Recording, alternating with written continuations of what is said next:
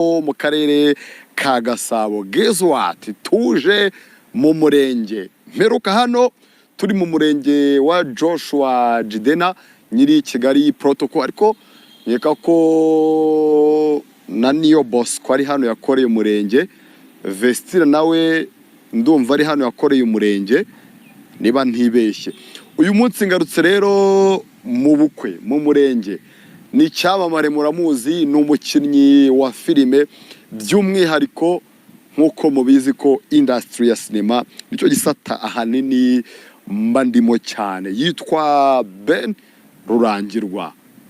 Aje mu murenge ndetse n'uwo bitegura kurushinga witwa Fabiola, umukunzi we kuva nyuma y'uyu munsi cyase nyuma yuko bari busezerane, ubwo ni nyuma ya saa 4 kuko gahunda yari iteganyijwe ku isaha y'isaa 4 nibwo bari buze kuba basezerana imbere y'amategeko. Mbisubiremo neza, nibwo bari buze kuba basezerana imbere y'amategeko, byemezwe imbere y'amategeko. Ni nyuma yuko havuzwe inkuru nyinshi zigiye zitandukanye kuri Ben, ndetse avugwa mu rukundo n'umwe mu bakobwa nabo bari mu gisata cya sinema, ariko yaje kuba bishyiraho umucyo avuga ko kari akazi, ndetse bahuruzwaga n'akazi gusa ibyo bikarangira. Anatubwira ko bakoraga n'ibyo byose harimo prank ndetse n'ibindi bitandukanye. Afite umukunzi we yitwa Fabiola. Ngewe ariko nk'umuntu wa hafi n'ubundi nari nsanzwe mbizi kuko ndi umwe mu bantu bagiriwe ubuntu bwo kumenya Fabiola mbere yuko nizo saga zose ziba, kuko muri birthday ye ndumva narigeze kuba ndimo turimo celebratinga ibintu bimeze neza cyane. So kuri uyu munsi rero ni umunsi w'ibyishimo ku mpande zombi. Ni umunsi w'ibyishimo ku mpande zombi, yaba kuri famiye ya Ben Rurangirwa, yaba kuri famiye ya madamu we, kuko nyuma y'isaha y'isaa 5 wenda cyangwa saa 5 n'igice stati ya Ben irabihindutse. Hari akamesaje bari mu mwoherereze kavuga ko ubu ngubu mu mategeko ari umugabo wa Fabiola. Fabiola nawe barakamuha kavuga ko mu mategeko ubu ngubu ari umugore wa Ben Rurangirwa. So ni ibirori rero nitezemo abantu bagiye batandukanye, kubera ko Ben ni umwe mu bantu navuga ko batabanye nabi, usibye ko n'ubundi nta n'igikuba cyaba cyanacitse kuba hari umuntu utabona hano, kuko ubundi umurenge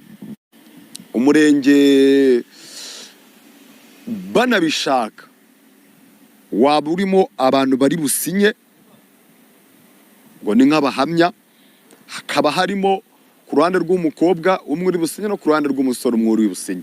Ibundi bindi bira byo kuvuga ngo baratumira ngo abantu ngo akayabo ngo baratumira abantu benshi, biriya nuzabona mu bukwe bw'umuntu mu murenge we atatumiye umuntu uzabigire igikuba, nuzabigire rwacitse. Ariko nanone natumira bamwe abandi bagasigara, babana muri kariyeri imwe, cyangwa se tuvuge nk'urugero, ndamutse nkoze nk'ubukwe nkatumira wenda Venker, umwe mu banyamakuru kora ku isibo, ngatumira Pionika, sinumire Fred, icyo gihe naba nkoze ikosa. Ariko n'abatumiye bose akaba ari famiye gusa, ibyo byaba ari sawa.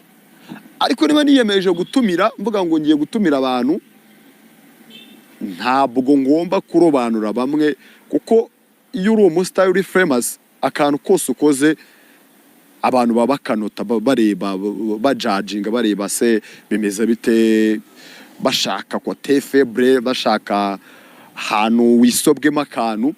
Biba bisaba rero ngo niba ukoze nk'ako kantu utumira abantu bose. Nabyo nabonye Aisha arimo aravugaho mu kiganiro yakoranye na Babu Rwanda kuri Rwa, avuga ko atigeze atumirwa mu murenge wa Nyambo. Ibyo narabivuze no mu biganiro byanjye byatambutse. Niba wiyemeje gutumira bamwe mu bantu bo muri kariyeri buri mu gisata ubamo, witumira bamwe ngo abandi ubareke, ubwo tumira bose. Gusa yabisobanuye ku ruhande rwe, kandi wakumva impamvu ze n'impamvu z'abandi nabo wazumva. Ikituraje inshinga hano ni umurenge wa Rurangirwa Ben. Ubundi kuri uno munsi wo kwa kane harapanzwe ko aribwo umurenge uri bube, ariko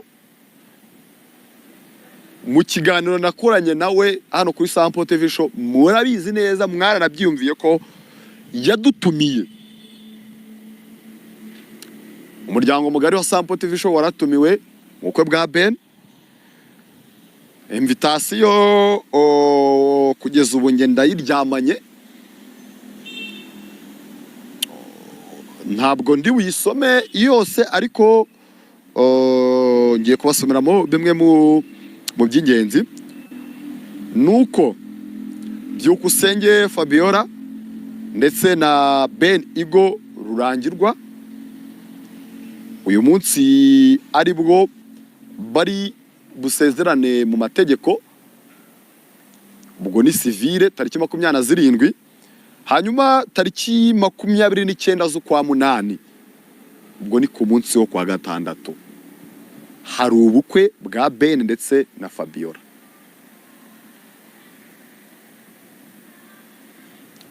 Tariki 27 umurenge, 29 ubukwe. Ni ibintu